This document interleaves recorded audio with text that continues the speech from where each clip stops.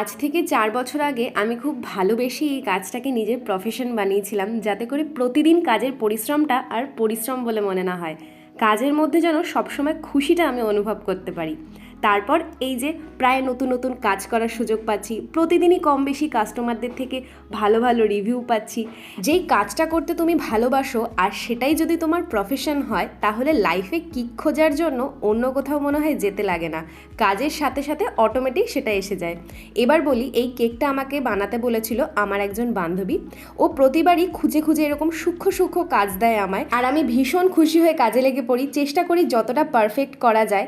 কেকের মেকিংটা হয়তো আমি এখানে তোমাদের 1 মিনিটের মধ্যে করে দেখাচ্ছি, কিন্তু কেকের এই এমন সূক্ষ্ম কাজ করতে বেশ অনেকটা সময় লাগে। আমার তো কেকের উপর এই শেডটা আনতেই অনেকটা সময় লেগে গেছে, সবটা যদিও তোমাদেরকে এই ভিডিওটাতে দেখাতে পারিনি। আর এই কেকটা যে অর্ডার করেছিল, ভিডিওর শেষে তার ছবিটার সাথে সাথে তার রিভিউটাও তোমাদের সাথে শেয়ার করলাম।